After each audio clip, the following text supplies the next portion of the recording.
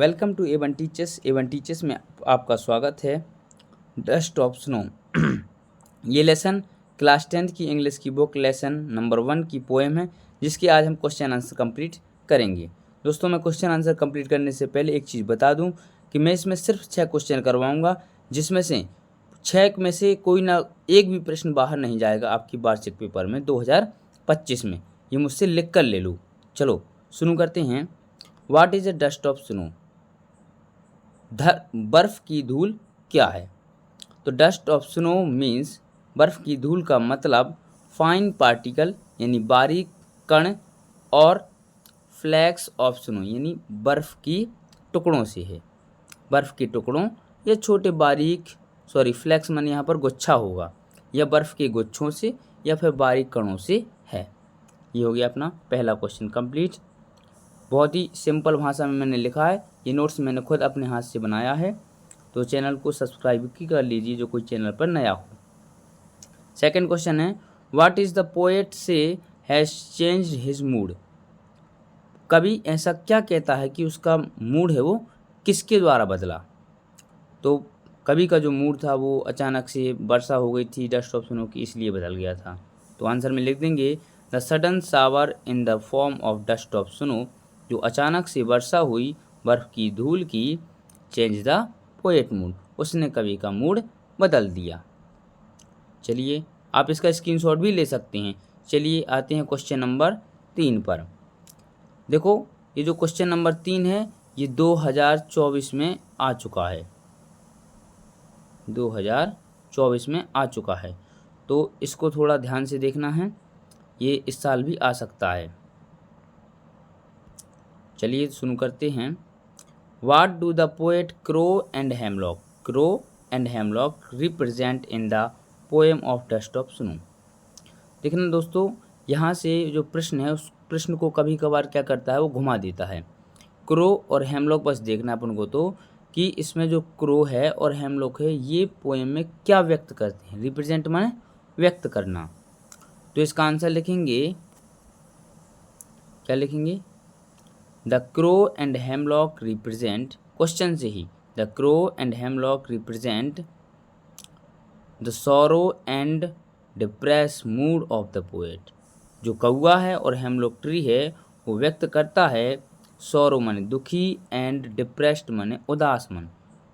उदास और दुखी मन उन कवि का व्यक्त करते हैं दोनों, क्रो और hemlock. The crow shook down, crow है जो वो गिरा देता है डस्ट ऑफ स्नो, बर्फ की धूल को, from a hemlock tree, hemlock पेड़ से। The tree stands for the Joy, जो आनंद, एंड ऑप्टिमिस्टिक फीलिंग, और उसकी जो भावना है वो आशावादी बना देता है। आशावादी, ऑप्टिमिस्टिक माने आशावादी भावनाएं बना देता है। दैट चेंज द पोएट, जो कवि को बदल देता है। तो इसका भी आप स्क्रीनशॉट ले सकते हैं। ये बिल्कुल मैंने एकदम सिंपल भाषा में लिखा है, आपको तुरंत पढ़कर ही याद हो जाएगा। चलिए question number 4, how does the poet react? कवि किस तरह रिएक्ट करता है to crow and hemlock tree? Hemlock tree और कौए के प्रति वो कैसे रिएक्ट करते हैं जो पोएट हैं रॉबर्ट फ्रॉस्ट? तो क्या है, जो इन द वेस्ट, पश्चिम में, इन द वेस्ट माने पश्चिम में, crow and hemlock tree are regard as a unfavourable. जो पश्चिम में कौआ और हेमलॉक ट्री हैं वो रिगार्डेड माने माने जाते हैं, एज अनफेवरेबल माने अशुभ माने जाते हैं। They are usually considered a bad omen, omen माने होता है शगुन, बैड माने बुरा। वे सामान्यतः माने जाते हैं बुरा शगुन माने, अशुभ शगुन माने जाते हैं। But it was not negative for the poet, लेकिन यह नकारात्मक नहीं था पोएट के लिए, because it saves his day, क्योंकि उसने इसका दिन बचाया था, इसलिए वो कहते हैं मेरे लिए नेगेटिव नहीं है। चलिए अगला क्वेश्चन, क्वेश्चन नंबर 5। आप साथ साथ में इसके स्क्रीनशॉट भी ले सकते हैं, वैसे ही मैं स्लो आपको स्क्रॉल डाउन कर रहा हूँ। 5वां क्वेश्चन है, what was the reaction of the poet? कवि का रिएक्शन क्या था when the dust of snow feel on him? Feel नहीं, यहाँ पर फेल होना था, FELL, सॉरी यहाँ पर मिस्टेक हो गया है। यहाँ पर होना था FELL, फेल, ठीक है।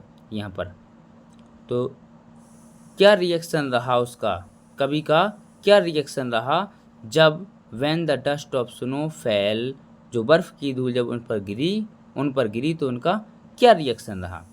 तो आंसर लिखेंगे अपनी भाषा में। In the beginning the poet was depressed and sorrowed. शुरुआत में, इन द बिगिनिंग माने शुरुआत में जो कवि थे वो बहुत ही डिप्रेस्ड बैठे थे, एंड सॉरोड, दुखी और उदास मन से बैठे थे। When the dust of snow fell on him, जब बर्फ़ की धूल गिरी उन पर, when the dust of snow fell on him he feels relief and confident, उसे बहुत ही राहत मिली और कॉन्फिडेंट महसूस हुआ। हो जाएगा याद। चलिए आगे देखते हैं क्वेश्चन नंबर 6वां। ये भी बिल्कुल मोस्ट वेरी मोस्ट क्वेश्चन है। चलिए आगे देखते हैं। How did the crow change the poets mood. Crow है जो, वो कवि के मूड को कैसे बदल देता है। तो इसका आंसर है the poet went somewhere on a snowy morning. कवि जा रहे थे, वेंट माने जा रहे हैं, समवेयर कहीं पर जा रहे थे, ऑन अ स्नोई मॉर्निंग उस बर्फ वाली सुबह में कहीं जा रहे थे। ही हैज़ बीन एंग्री, वह बहुत दुखी थे। He has been angry. A crow sat on the hemlock tree, एक कौआ बैठा था हेमलॉक ट्री पर। हेमलॉक ट्री पॉइजनस ट्री होता है, जहरीला पेड़। And shook down dust of snow, और वो क्या कर देता है, गिरा देता है बर्फ़ की धूल को ऑन द पोएट, कवि पर। दैट चेंज्ड, और जो धूल है वो दैट माने यहाँ पर जो, चेंज्ड माने बदल देती है, हिज मूड, उनका मन बदल देती है। कौन बदल देती है, dust of snow. And he was happy and comfortable, वे बहुत ही खुश और कंफर्टेबल महसूस करते हैं। ये अपने क्वेश्चन आंसर कंप्लीट हो चुके हैं। ये क्लियर है कि इस 6 क्वेश्चन से ही आएंगे, वरना आते नहीं हैं। मैंने इनका पूरा निचोड़ रखा है। तो आप वीडियो पर नए हों या चैनल पर नए हों तो चैनल को सब्सक्राइब कीजिए और वीडियो को लाइक कीजिए और ज़्यादा से ज़्यादा शेयर कीजिए। और आप भी किसी को पढ़ाना चाहते हैं या बताना चाहते हैं तो उसको भी शेयर कीजिए। Thank you.